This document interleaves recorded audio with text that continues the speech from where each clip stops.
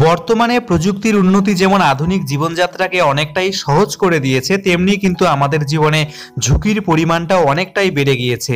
অনলাইনে কেনাকাটা, টিকিট কাটা, বিল দেওয়া থেকে কাউকে টাকা পাঠানো, কোনোটার জন্যই কিন্তু আমাদের আর বাড়ির বাইরে বেরোনোর প্রয়োজন হয় না।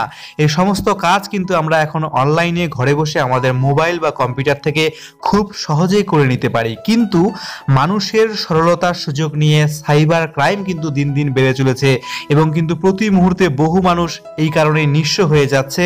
তাই আপনাদের থাকতে হবে সাবধান। এই ভিডিওটিতে আমরা আপনাদের 5টি খুবই মূল্যবান টিপস দেব, যে টিপসগুলো জানলে কিন্তু আপনারা অনেকটাই সাইবার ক্রাইম থেকে সুরক্ষিত থাকতে পারবেন এবং আপনার ব্যাংক অ্যাকাউন্টকেও সুরক্ষিত রাখতে পারবেন। তো চলুন বন্ধুরা, ভিডিওটি দেখে নেওয়া যাক। আপনি কি আমাদের চ্যানেলে প্রথমবারের জন্য এসেছেন? তাহলে লাল কালার সাবস্ক্রাইব লেখাটিতে একটা ক্লিক করে দিন এবং পাশে যে ঘন্টা আইকনটি আসবে সেটাতে একটা ক্লিক করে দিন। তাহলে আমাদের আপলোড করা ভিডিওগুলো আপনি দেখতে পারবেন সবার প্রথমে। নাম্বার 1, খরচের হিসাব লিখে রাখুন। বর্তমানে কিন্তু আমরা অফলাইন মার্কেটিং এর সাথে সাথে অনলাইনেও অনেক কিছু কেনাকাটা করে থাকি। তাই অনলাইনে আপনি কবে কি কিনছেন, কত টাকা খরচ করছেন, তা কিন্তু আপনি কোনো এক জায়গায় লিখে রাখুন। সম্ভব হলে 1 সপ্তাহ অন্তর আপনার ব্যাংকের যে পাসবুক রয়েছে সেটা কিন্তু আপনি আপডেট করে নিতে পারেন। যাদের ইন্টারনেট ব্যাংকিং রয়েছে তারা কিন্তু মোবাইল থেকে বা কম্পিউটার থেকে যে ব্যাংকের স্টেটমেন্ট রয়েছে সেটা ডাউনলোড করে রাখতে পারেন। 2 নাম্বার, কার্ড ব্যবহার। আমরা কিন্তু অনলাইন শপিং করতে গেলে এবং অন্য অনেক কাজে আমরা কিন্তু এটিএম কার্ড, ডেবিট কার্ড বা ক্রেডিট কার্ড ব্যবহার করে থাকি। চেষ্টা করুন কোনো জনবহুল এলাকা বা সাইবার ক্যাফেতে আপনার কার্ডটি ব্যবহার না করতে। যদি একান্তভাবেই আপনাকে করতে হয় তাহলে কিন্তু আপনি লক্ষ্য রাখবেন যে আপনার আশেপাশে এমন কেউ রয়েছে কিনা যে আপনার কার্ডটির দিকে লক্ষ্য রাখছে। এবার হচ্ছে 3 number, online shopping. Online shopping বা মোবাইলে বিল পেমেন্ট আমরা কিন্তু বর্তমানে অনেক বেশি পরিমাণে করে থাকি। সবচেয়ে ভয়ানক সাইবার অপরাধের নাম man in the browser attack. এক্ষেত্রে বিশেষ প্রযুক্তির সাহায্যে তারা সব সময় আপনার মোবাইল বা ল্যাপটপে চলতে থাকা ব্যাংক অ্যাকাউন্টের গতিবিধির উপর কিন্তু নজর রাখতে পারে। আপনার ব্যবহৃত তথ্য জাল করাও তাদের কাছে কিন্তু অনেকটাই সহজ। তাই অনলাইন শপিং বা লেনদেন বেশি করলে আপনি মোবাইল বা কম্পিউটারে কিন্তু অ্যান্টিভাইরাস ইউজ করবেন। এছাড়াও মোবাইল এবং কম্পিউটারে অ্যাডভান্স ইন্টারনেট সিকিউরিটি আপনি কিন্তু ডাউনলোড করে রাখতে পারেন। 4 নাম্বার, এসএমএস। অ্যাকাউন্ট থেকে কোনো লেনদেন হলে তা এসএমএস এর মাধ্যমে কিন্তু আপনাকে আপনার ব্যাংক সাথে সাথে জানিয়ে দেয়। তাই আপনি কিন্তু অবশ্যই আপনার ব্যাংক অ্যাকাউন্টের সঙ্গে আপনার মোবাইল নাম্বারটাকে লিংক করিয়ে রাখবেন। অনেক সময় কাজের চাপে আমরা কিন্তু ব্যাংক থেকে আসা গুরুত্বপূর্ণ এসএমএস গুলোর দিকে নজর দিই না।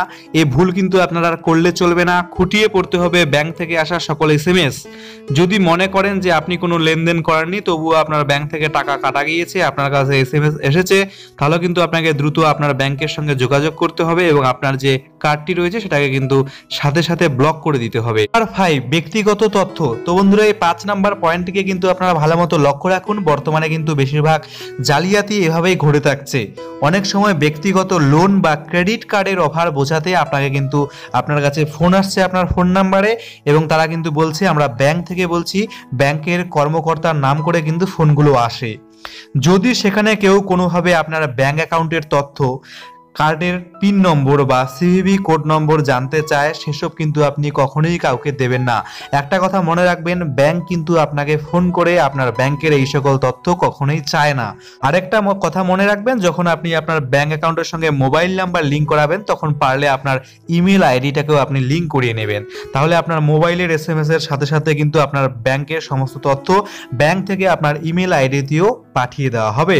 তাহলে কিন্তু কখনো যদি আপনার এসএমএস না আসে তাহলে কিন্তু আপনি ইমেল আইডির মাধ্যমে আপনার লেনদেনের তথ্য খুব তাড়াতাড়ি ব্যাংক তরফ থেকে আপনি পেয়ে যাবেন। ভিডিওটির একেবারে শেষে আপনাদের বলবো, আপনাদের বাড়িতে যারা বয়স্ক মানুষ রয়েছেন তারা অনেকে সোশ্যাল নেটওয়ার্কিং সাইটের সঙ্গে যুক্ত নয়, ফলে কিন্তু তারা এই সকল বিষয়গুলো জানে না। ফলে ব্যাংকের নাম করে কেউ যদি ফোন করে তাহলে কিন্তু তারা খুব সহজেই তাদের ব্যাংকের যে রেকর্ড বা তথ্য রয়েছে সেগুলো কিন্তু দিয়ে দেয়। তো তাদের মাঝে কিন্তু অবশ্যই এই বিষয়গুলি জানিয়ে দেবেন এবং আপনাদের বন্ধুদের মাঝে, অন্যান্যদের মাঝে কিন্তু ভিডিওটি শেয়ার করবেন যাতে তারা বিষয়টি জানতে পারে এবং নিজে থেকে সুরক্ষিত রাখতে পারে।